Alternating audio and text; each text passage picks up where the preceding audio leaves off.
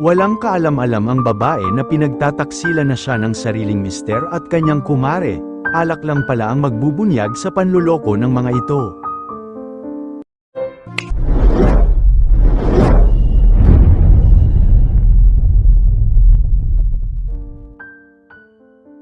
Kung gusto mo, magsama na tayo, iwan mo na si Marife.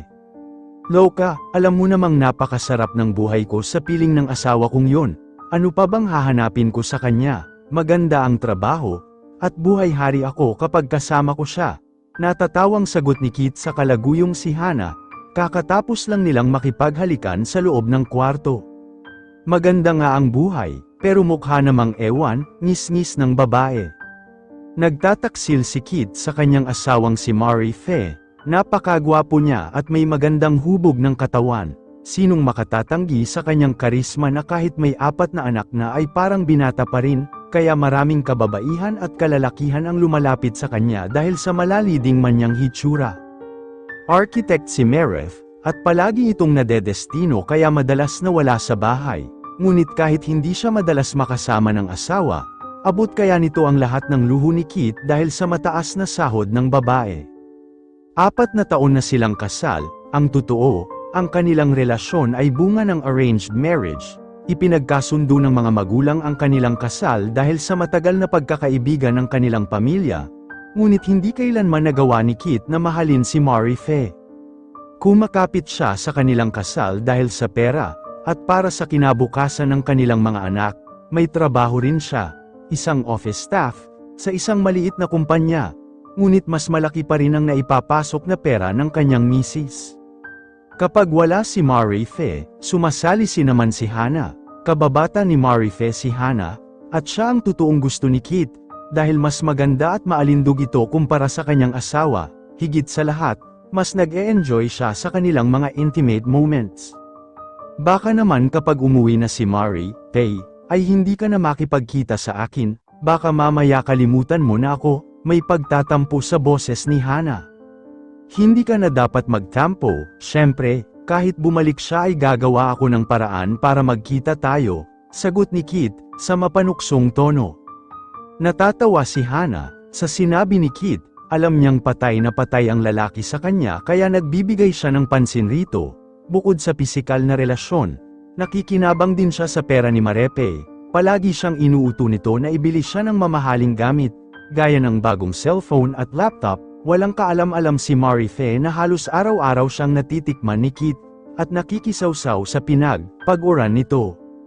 2 buwan ang mabilis na lumipas at bumalik na si Meref mula sa Cebu. Sinadya ni Hana na bumisita sa bahay ng mag-asawa upang salubungin ang kumare.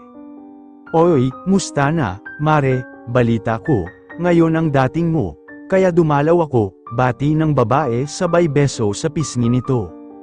Aba, Mare, gumaganda kang lalo, siguro, panay ang pag-aalaga mo sa sarili mo dahil may bago kang kaibigan, biro ni Marife at niyakap ang kaibigan. Sinabi mo pa, Mare, patay na patay nga sa kagandahan ko ang bago kong jowa, pagyayabang ni Hana, na lihim pang nakipagngisian kay Kit. Tama na ang mga kalokohan ninyo, tamang-tama ang punta mo dito, Hana, at nagluto ako ng masarap na hapunan. Pwede rin tayong mag-inuman kung gusto nyo, imbitasyon ni Marife. Sure ka ba, hon? Payag ka na dito kami mag-bonding ni Mare? Masayang tanong ni Marife sa asawa. Oo naman, alam kong matagal kayong hindi nagkita ni Hana, kaya ayos lang sa akin, walang istorbo dahil wala naman ang mga bata, sagot ni Kit. Matapos kumain ng hapunan, nagsimula na ang kwentuhan ng magkumare. At dahil dinalaw mo ako, may pasalubong ka sa akin, Mare, nakangiting iniabot ni Meref kay Hana ang isang mamahaling bracelet. Kumislap ang mga mata ng babae at halatang gustong-gusto ang ibinigay ng kumare. Maya-maya ay nakisali na sa inuman si Kit, plano niyang lasingin ang asawa upang masolo ang pagkakataon kay Hana. Di nagtagal, nalasing na ang 3 sa ininom na alak, ngunit si Kit ang pinakatinamaan. Hindi niya inasahan na malakas pala ang tama ng nabiling alak. Aanghina, ninyong dalawa, talo, kayo sa akin, sabi ni Kit habang susuray-suray, Napangiti si Marife na inalalayan ang asawa at dinala ito sa kwarto, naiwan sa sala si Hana na nakatulog na rin. Dala ng matinding kalasinggan, hinalikan ni Kit ang asawa, una ay masuyo hanggang sa naging mapusok ang mga halik nito kay Marife, inihiga ng lalaki ang misis at sinimulang lambingin. Ngunit bago makarating sa sukdulan, nagulat si Marife nang iba ang binanggit ng lalaki. "Oh, Hana, ang bango mo, the best ka talaga, walang binatbat si Marife sa iyo," ungol nito. Biglang napamulat si Marife sa sinabi ng asawa, sa sobrang kalasingan, mabilis na nakatulog si Kit, na walang kamalay-malay sa mga sinabi niya. Kinutuban si Marife na may ginagawang kataksilan ang mister. Lingid sa kaalaman ni Kit, matapos na marinig ni Marife ang mga salitang yun, nilakasan nito ang loob na pakialaman ang cellphone niya. Dito nalantad ang lahat ng panloloko at kataksilan nila ni Hana.